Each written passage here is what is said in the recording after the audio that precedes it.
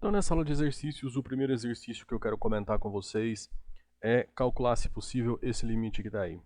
Limite de x tendendo a zero, y tendendo a zero, de x à sexta dividido por x ao cubo mais y ao quadrado, essa soma ao quadrado, tá bom?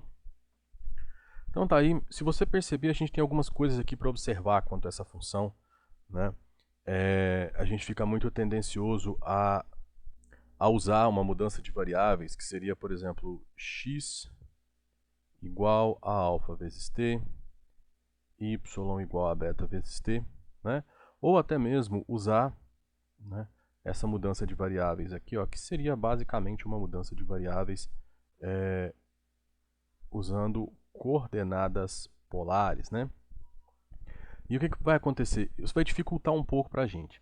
Tecnicamente, o que nós temos aqui é um polinômio, a divisão de dois polinômios cuja variável tende a zero. Porque se você for observar, se você for abrir o que você tem aqui nesse numerador, você vai ficar com x à sexta mais 2x ao cubo y ao quadrado mais y à quarta, tá? Então, o grau desse polinômio do denominador é 6, assim como o grau do numerador, tá? Toda vez que você observar essa condição, você fica um pouco cauteloso quanto ao cálculo do seu limite, tá bom? Muito provavelmente você pode ter aí algum problema quanto à existência. Então aqui nós não vamos usar nenhuma dessas duas mudanças de variável.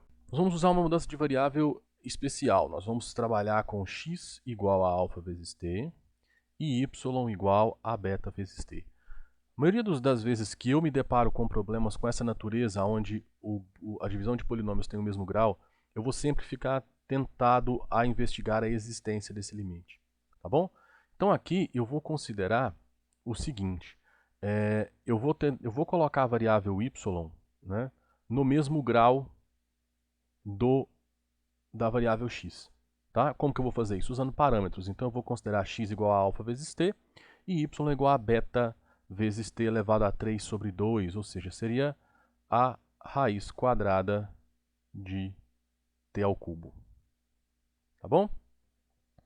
Então, dessa forma, quando t tende a zero, né, tanto o x quanto o y tende a zero, e substituindo no limite, a gente vai encontrar esse limite que está aí, ó, limite de alfa à sexta vezes t à sexta, dividido por alfa ao cubo, t ao cubo, mais beta quadrado, t ao cubo, né? Porque na hora que você jogar o y dentro do quadrado, o que vai acontecer? Esse quadrado, que está aqui, ele vai simplificar esse 2 aqui. Então, você vai ficar simplesmente com a potência cúbica, ok? Então, se você for olhar, aqui dentro o t ficou com a mesma potência. Você pode até colocar ele em evidência, né? Aqui dentro, o que você tem aqui é t ao cubo, que multiplica alfa ao cubo mais beta ao quadrado, isso tudo elevado ao quadrado. E aí você poderia escrever que isso é t à sexta, né? Porque você tem um produto, então agora você pode aplicar a potência quadrada em cada uma das parcelas do produto, que multiplica o alfa ao cubo mais beta ao quadrado, ok? Então aí você iria simplificar esse t à sexta com esse t à sexta, tá?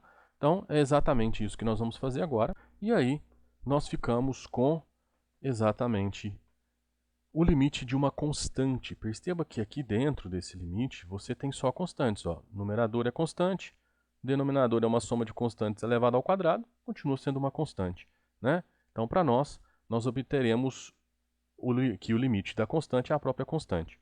Observa o seguinte, então você está falando para mim que nessa curva específica, o limite depende dos valores de alfa e beta.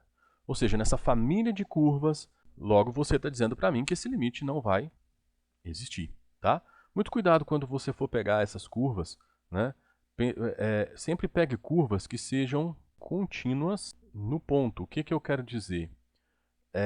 Aqui eu vou colocar até ponto x0, y0, né? O que seria o x0 e y0? Seria o x de t0 e o y de t0, tá? Que são o quê? São essas né, essas funções componentes aplicadas em um ponto t0. No nosso caso, o t0 seria 0. Perceba que, nesse caso, a nossa função ela é contínua, né, nesse ponto t0. Tá bom?